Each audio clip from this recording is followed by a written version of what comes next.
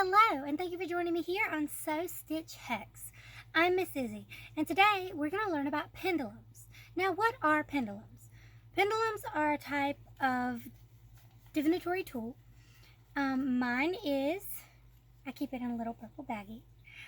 Mine is ruby zoisite. Oftentimes you see them, they are,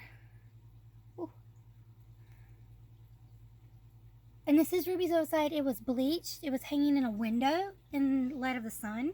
And the fact that it was so light colored is what caught my attention.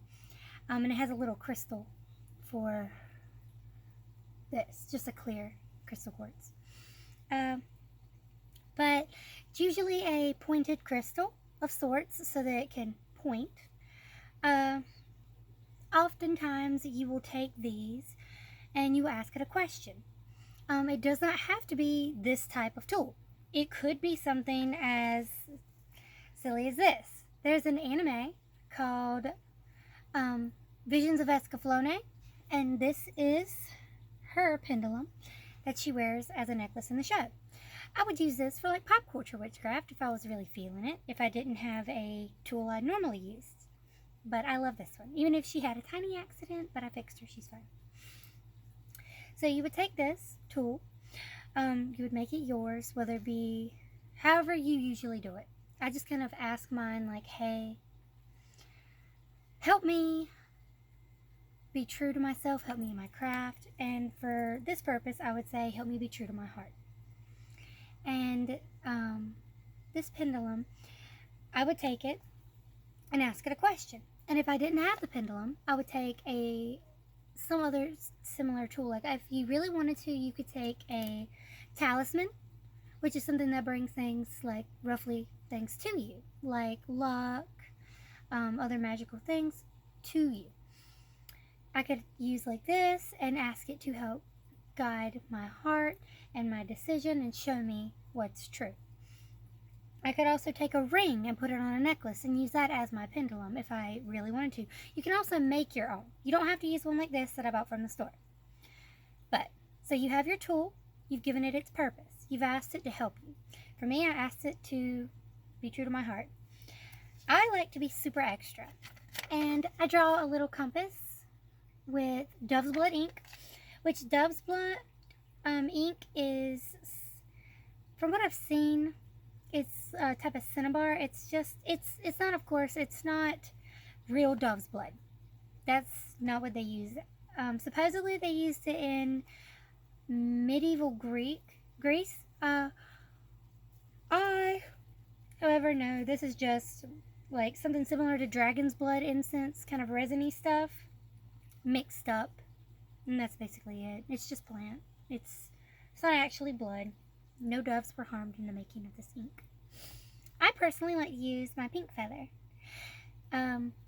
because I like pink. If I wanted to do something specific, I could use green, like for love or growth. I could use red if it were about desire. I could use gold if it were about money, but I like pink, so I got the big pink one. And it's a little beat up, but it works. It does what I want it to, and it's very colorful. I would take it, I would dip it in my ink, and I would draw. I like to draw a heart since I want it to guide my heart, so I draw the cute little heart. It's super extra. I draw a compass. Now, there are two ways to read the pendulum.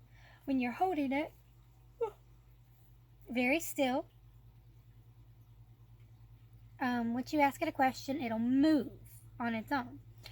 Forwards is typically a yes. You can do it one of two ways. The traditional way being forwards or a straight line, whether it be left or right, front and back, being yes, and a circular pattern for no. However, I've also seen witches, such as myself, who use yes and no, just like you're shaking your head, not the swirly circle bit. If I were looking for something, I could use a map and I could let it go until it either starts spinning or until it finds the point on the map and I feel it, like I know. I don't typically use that method because it's not my favorite way. If I'm just going to find something, I'm going to let the object come to me because that just works best for me.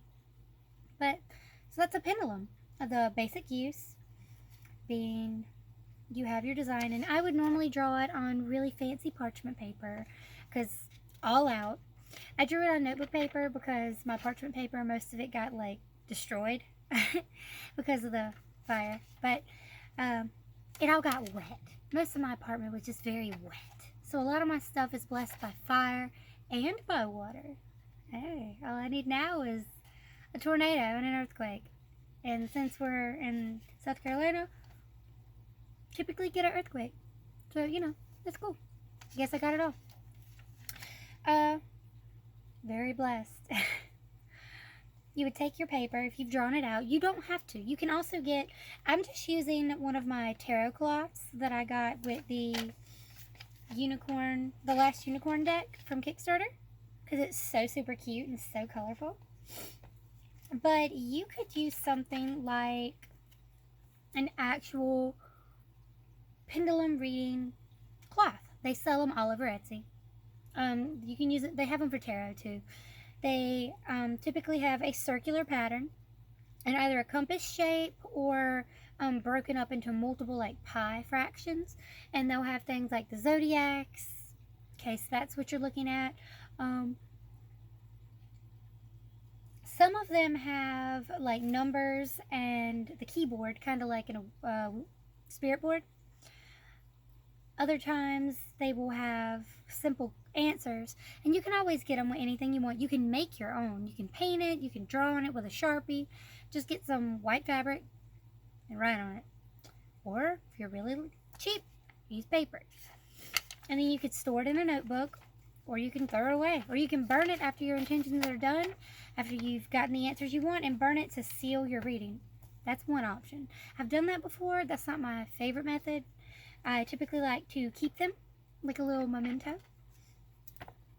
But yeah, that is the basics of pendulums, how to use them, what you can use them with, and how to interpret their movements. All right, thank you for joining me here on Sew Stitch Hex. I hope to see you again next time. Bye!